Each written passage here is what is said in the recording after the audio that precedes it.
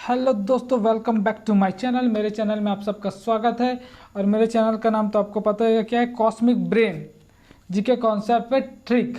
तो जी हाँ दोस्तों, मुझे जीके पढ़ाया जाता है, साथ में कॉन्सेप्ट भी बताया जाता है, ट्रिक्स भी बताए जाते हैं। तो चलिए टाइम ना वेस्ट करते अपने अगले टॉपिक में जानते हैं।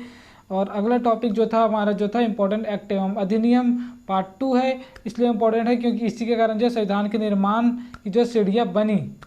तो चलिए पहले क्वेश्चन के स्टार्ट करते हैं। तो कोलकाता में 1774 में एक उच्चतम न्यायालय की स्थापना की गई थी, जिसके मुख्य न्यायाधीश कौन थे? ऑप्शन है पहला चैम्बर्स, दूसरा ऑप्शन है लिमेस्टर, तीसरा ऑप्शन है हाइड्रा और चौथा रहता है sir Elijah Impey. Timer on.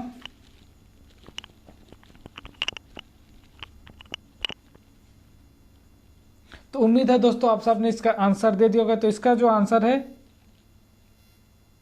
Sir Elijah Impey. तो इसका जो आंसर है सर एलिजा इम्पे जो थी मुख्य न्यायाधीश थे। बट जो तीन न्यायाधीश थे उनका नाम था चैम्बर्स, मिस्टर हाइड्रा। बट जो मुख्य न्यायाधीश थे उसका नाम था सर एलिजा इम्पे।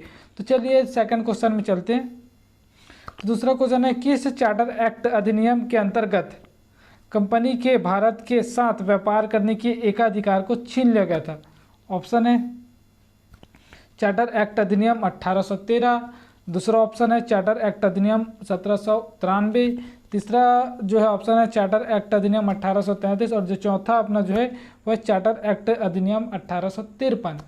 तो चलिए टाइमर ऑन कर देता हूँ।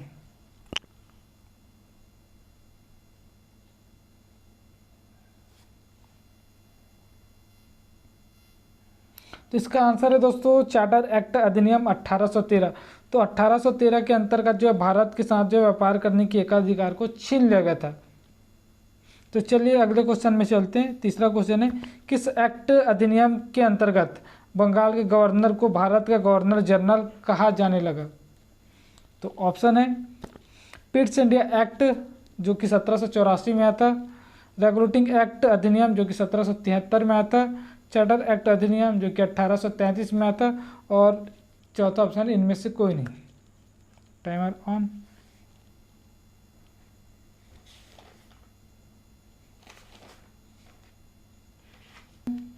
तो इसका आंसर है चार्टर एक्ट अधिनियम 1833। तो चार्टर एक्ट अधिनियम 1833 के अंतर्गत जो है बंगाल के गवर्नर जनरल को जो है भारत के गवर्नर जनरल नाम की जो शक्ति थी उसको जो है वापस ले लिया गया था।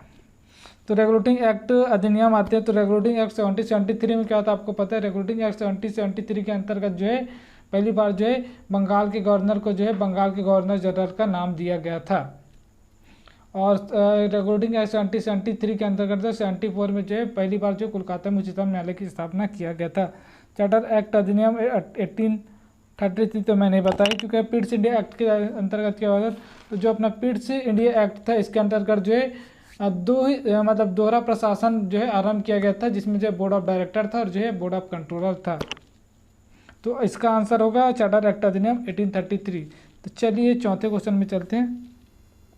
मैकाले समिति की नियुक्ति कब की गई थी? ऑप्शन है 1854 में,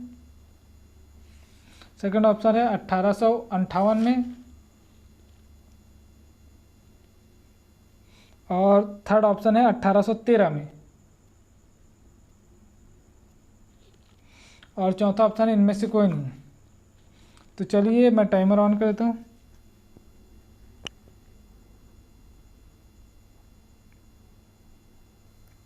तो इसका आंसर होगा दोस्तों 1854। तो 1854 में जो है मैकाले समिति की जो है नियुक्ति की गई थी। देखो इसके बारे में थोड़ा सा डिटेल देता हूँ। चार्टर एक्ट अधिनियम आया था 1853। तो 1853 यानी कि 1853 में एक चार्टर एक्ट अधिनियम आया था। इसमें जो पदों की जो मतलब जो भी सिविल सेवा के जो पद होते थे उसको प्रतियोगिता परीक्षाओं के माध्यम से भरने की व्यवस्था की गई थी। अगेन उस समय को आपको पता होगा कौन थे उस समय थे अपना, कौन थे भाई, लॉर्ड डलहौजी थे ना। तो लॉर्ड डलहौजी थे। और उसके बाद जो 1854 में क्या हुआ था, मैकाले समिति की जो नियुक्ति हुई थी। और साथ में साथ इसके साथ क्या हुआ था, तो चार्टर एक्ट अधिनियम 1853 में जो है इसके तहत परिषद में जो 6 नए पार्षद जुड़े गए थे, जिन्हें विधान परिषद कहा जाता है। तो चलिए पांचवें क्वेश्चन में चलते हैं। तो किस अधिनियम के अंतर्गत भारत का शासन कंपनी से लेकर जो है ब्रिटिश क्राउन के हाथों में सौंपा गया था?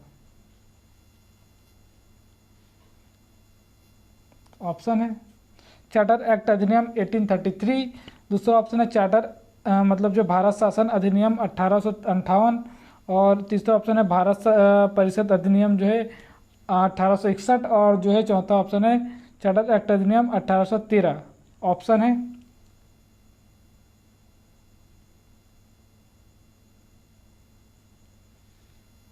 तो उम्मीद है दोस्तों आप सबने इसका आंसर दे दिया होगा। तो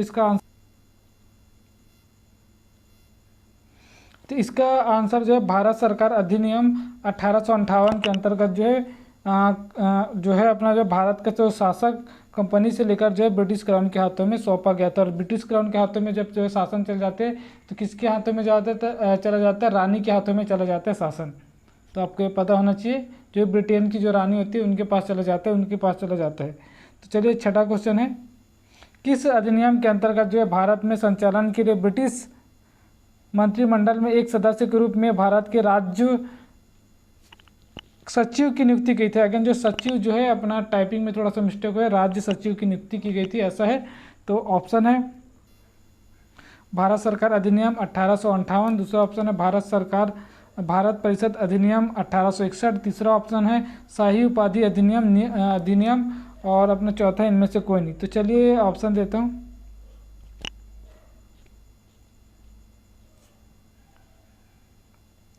तो उम्मीद है दोस्तों आप सब ने जो है इसका आंसर दे दिया होगा। तो जो इसका आंसर है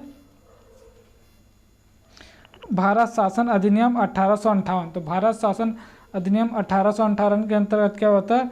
भारत में जो संचालन के लिए ब्रिटिश मंत्रिमंडल में एक सदस्य के रूप में जो है भारत के राज्य क्या था? राज्य सचिव जो है जो है टाइपिंग में नहीं हुआ था, सॉरी मिस्टेक हो गया था, की नियुक्ति की गई थी। तो अपना आंसर है राज्य सचिव की नियुक्ति की गई थी।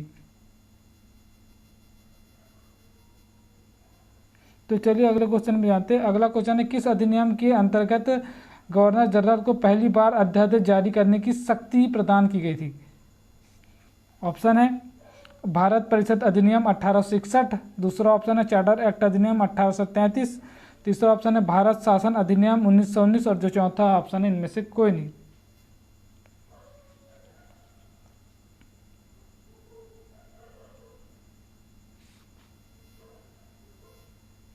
तो इसका जो आंसर है दोस्तों भारत परिषद अधिनियम 1861। तो 1861 में जो है जनरल को जो है पहली बार जो अध्यादेश जारी करने की शक्ति मिली थी। तो चलिए अगले क्वेश्चन में, मॉर्ल मिंटो सुधार अधिनियम कब लाया गया था? तो मॉर्ल मिंटो सुधार अधिनियम कब लाया गया था? ऑप्शन है 1919। दूसरा ऑप्शन है 1661। तीसरा ऑप्शन है 1833। और जो चौथा ऑप्शन है अपना 1909। तो चौथा ऑप्शन है अपना 1909।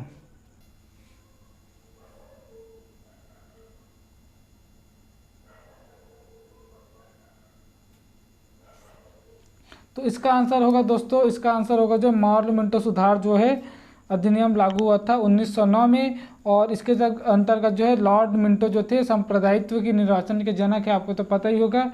और नोट करने की बात यह है कि 1909 में जो है लॉर्ड जो मॉर्ल थे वो इंग्लैंड में जो है भारत के सचिव थे, बट जो है लॉर्ड मिंटो जो है भारत के क्या थे? वायसराय थे।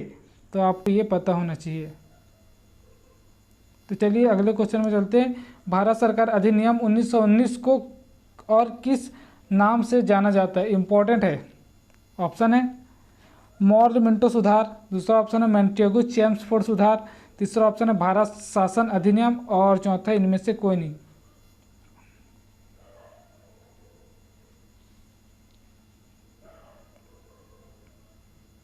तो इसका आंसर क्या होगा दोस्तों? इसका आंसर होगा मॉन्टेगू चेम्सफोर्ड सुधार। तो मॉन्टेगू चेम्सफोर्ड सुधार को जो भारत सरकार अधिनियम 1919 के नाम से भी जाना जाता है। इसमें क्या हुआ था? इसमें द्विसदनात्मक विधायिका की स्थापना हुआ था। और जो द्वैध शासन के जनक कौन है आपको ये पता होना चाहिए। तो ये है लियोनस कार्टियस। और इसी के अंतर्गत क्या होता है? पहली बार जो है महिलाओं को वोट देने का अधिकार भी मिला था। तो इसका आंसर क्या होगा दोस्तों? मॉन्टेगू चेम्सफोर्ड सुधार। तो मॉन्टेगू चेम्सफोर्ड सुधार के नाम से जाना जाता है। अगेन 10वां क्वेश्चन है, प्रांतों में द्वैध शासन के जनक किसे कहा जाता है? ऑप्शन है सरदार पटेल, लियोनस कार्तियस, जवाहरलाल नेहरू और इनमें से कोई नहीं।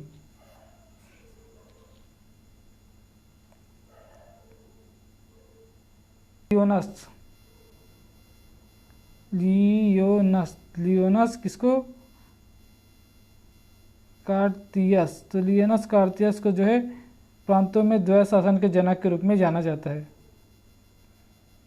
तो चलिए अब अगला क्वेश्चन और जो है हमारा लास्ट क्वेश्चन है उसमें जाते हैं।